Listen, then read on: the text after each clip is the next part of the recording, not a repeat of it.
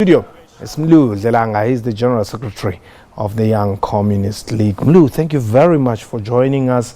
We couldn't mark Marx's birthday and not talk to you. And perhaps one of the main questions is, how relevant is Marx in 2018 to a South African youth? Well, thank you very much, Paul. It's always good that as young communists to share ideas about Marx, the godfather of communism. It's important that to say that Marx is relevant as ever in the South African situation. In particular, that he brought ideas of communism, and therefore he came up with a philosophy of Marxism-Leninism. Therefore, the majority of the people in our country, and its relevance is that he gave us a legacy that if we as the people we are united and work together, we can achieve any struggle that we want to work for. He emphasized that, which is also written in his tombstone, that workers of all lands unite. Yes. Therefore, it's important that we begin to learn the legacy of uniting the people towards their real emancipation, in particular towards the direction of a socialist South Africa.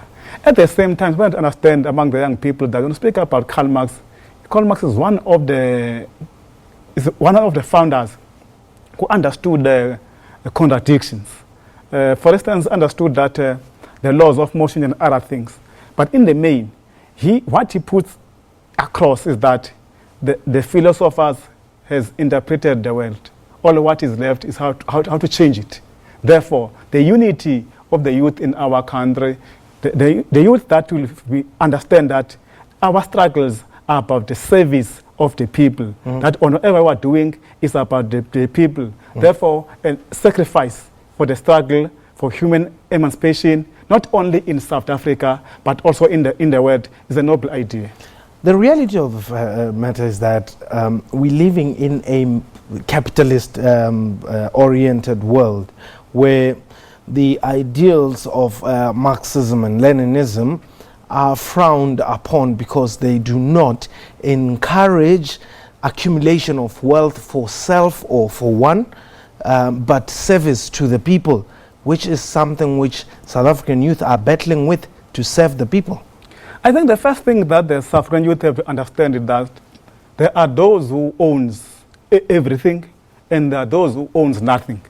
And therefore they have to choose whether they want to continue to use their youth energy serving those who owns everything at the expense that they will remain poor, or else they join those who owns nothing at the expense that at the end the whole humanity will benefit. That is very important. Second, what is important is that they must learn even Marxism itself is not complete, is complete but not completed.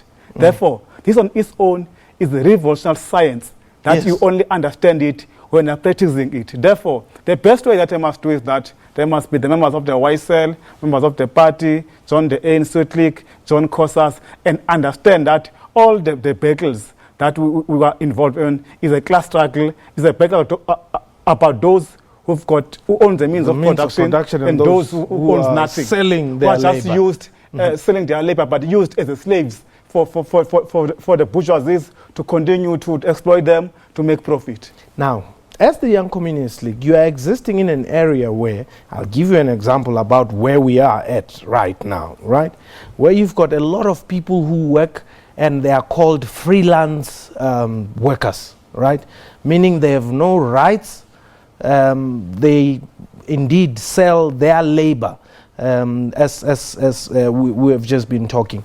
You also have many young people who are working in the banking sector, call center operators, who are being abused by agents who ensure that they take as much as possible out of them. Now, what does a freelance artist at the SABC or any other broadcaster have to do with the YCL? How does the YCL help that type of a young person or young worker?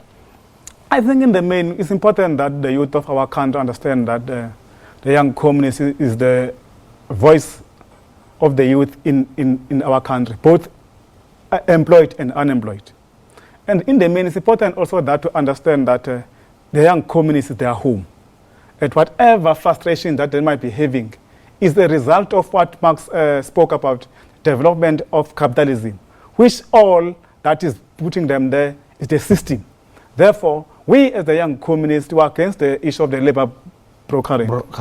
Therefore, it's important that they must not shy away. They must organize themselves to where they work and talk about these things and be able to approach us or even go to the gate and strike about these issues, will come and join them. For instance, when the workers in the SABC were protesting, we came in as a young communist. Well, let me tell you, they probably still are protesting. They're just not speaking out, but well, they have issues.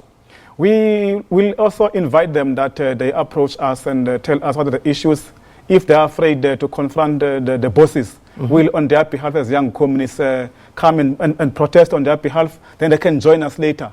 Because ours is to always champion the needs, interests, and aspirations of all young people in our country, both those who are employed and unemployed. What are your priorities as the YCL as we celebrate, the world celebrates Karl Marx's 200 years? It's just two things that currently we're focusing on. We're focusing on the political education and ideological training. But understand that if the young people can understand the Marxism as a philosophy, yes, and understand that if young people can be united, they are a voice that can make the revolution. And the second issue is that we're focusing on strengthening our structures. Because understand that if we don't have structures, yes, we don't have membership, we don't have branches, we'll never win any struggle. Yes. Therefore, we're on the ground mobilizing our structures, including now, we had this weekend the Political Commission on Saturday, and today we had the League Building Commission, where we came up with a clear youth program that will be focusing on mobilizing the youth and raising issues that are facing the youth in our country. Do you find young people amenable to communism in South Africa? I must say that is quite interesting, Comrade Paul. If I can share with you, for instance, the messages we're getting from young people want to join the young communists. In particular, that there are two ways that we must look at first. There are those who, because of the frustrations of the system of capitalism, yes, and like as you said, that are those French journalists who work here in the SABC who can raise their voices, but they inbox us and raise these issues to us, and they are joining the YCL. YCL is growing. At the same time, there are those who are discouraged because of the current system that we're in, whom they want to be quick rich and forget about other things. But in the main, the majority of young people resonate well with the program of the young communists. Now, perhaps finally, as we close, what would be your message to young people 200 years after Karl Marx? First and foremost, we want to say to the youth of our country, seize the moment. The revolution is pregnant. Understand the reality and join the YCL, join the Youth League, join the ANC, continue to fight for the poor people. Don't sit in your corner when you're being exploited.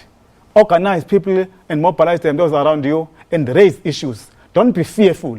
Be like Chris Zani. And we're saying that as the YCL, we are more determined to take forward the noble ideas of Karl Marx. Mlu Dlelanga, I would really love for us to explore this Marxist-Leninist theories, and I'm sure we will definitely make time. I trust you to that, my dear brother and a comrade. Thank you. Thank you very much. All righty.